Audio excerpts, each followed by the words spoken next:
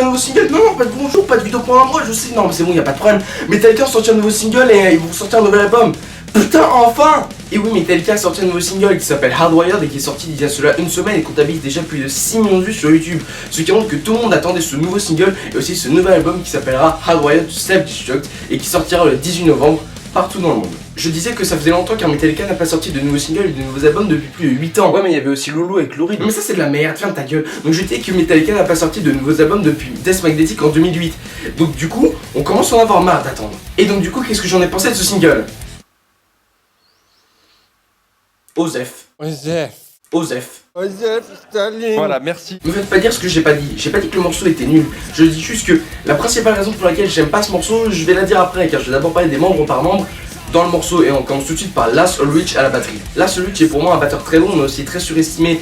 Et là, depuis Death Magnetic, il s'est réveillé. Il a réussi à faire des rythmes beaucoup plus rapides et bien plus présents comme dans ce morceau.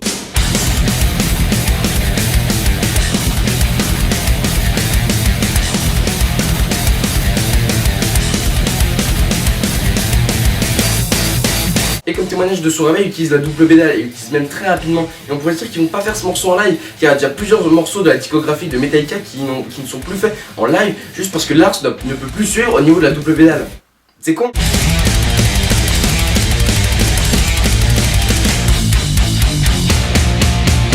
Passons par Robert Trujillo, ou plutôt Roberto Agustín Miguel Santiago Samuel Trujillo Veracruz. Et c'est plutôt un très bon bassiste qui a réussi à remplacer Jason Newsted qui était un peu moins bon que lui, mais pas aussi bon que Cliff Burton, qui lui est quand même assez surestimé par moment, même s'il est quand même très bon. Mais revenons à Robert. Sa basse n'est pas très audible dans le morceau, mais elle arrive quand même à rendre la partie de guitare et la partie de batterie un peu plus organique et solide.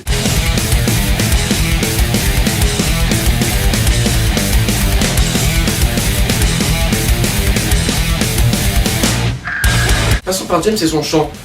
Je peux rien dire. Depuis 30 ans, il fait toujours la même chose. Un chant rapide, mais énervé. Ça marche. Mais voilà, ça change pas.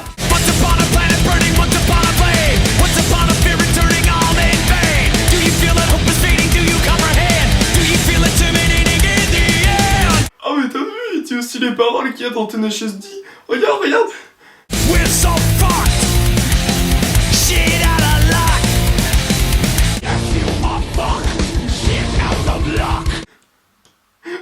Mais ferme ta gueule. Et maintenant qu'on est passé sur le chant de James, passons maintenant à la guitare. Et là c'est un peu compliqué, car comme il y a deux guitaristes, James et Kirk, je sais pas qui a réalisé le riff principal et qui a réalisé tout le reste. J'ai juste qui c'est qui a réalisé le solo, c'est Kirk Hammett. Et dorénavant, passons à Kirk Hammett. Je dis beaucoup de fois Kirk Hammett. Kirk Hammett. J'ai déjà fait cette blague. On va arrêter. Son solo est bien, mais sans plus, on l'a déjà entendu des milliers de fois et on a l'impression qu'il se coupe en plein milieu. Je dis ça parce que déjà ça s'entend à l'oreille et aussi au clip quand tu vois car il est en train de jouer et après d'un coup ça s'arrête. Mais aussi merde! Il manque quelque chose dans ce solo. Ce solo est beaucoup trop court et il n'est pas du tout mémorable. Il est bien, mais sans plus, comme je viens de le dire.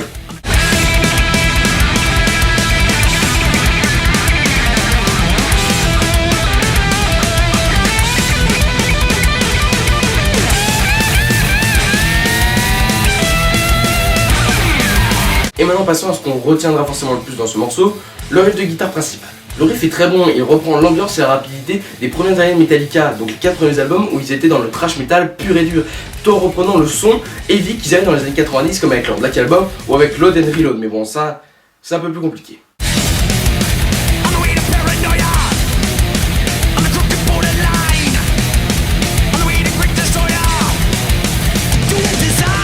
Donc si on a une guitare rapide qui peut rappeler les premières années de Metallica et un son heavy qui peut rappeler les meilleures heures de Metallica, économiquement parlant, bah du coup là on se retrouve avec le dernier album Death Magnetic qui est sorti en 2008.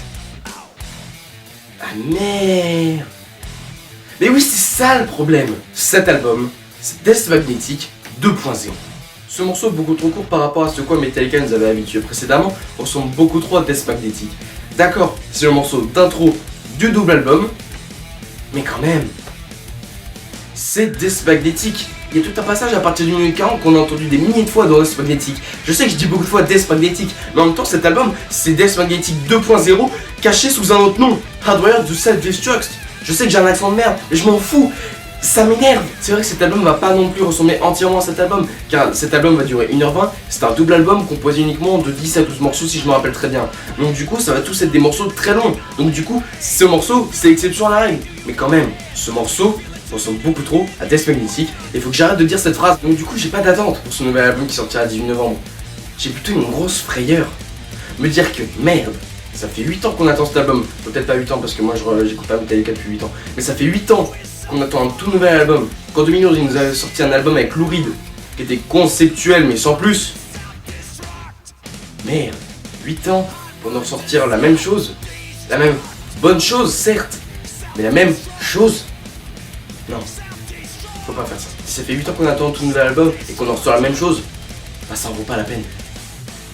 Voilà, merci à tous d'avoir suivi ce nouveau premier avis sur Hardwired de Metallica qui annonce leur nouvel album Hardwired to Self-Destruct qui sortira le 18 novembre. J'ai peur, mais on verra ce que ça donnera. A plus.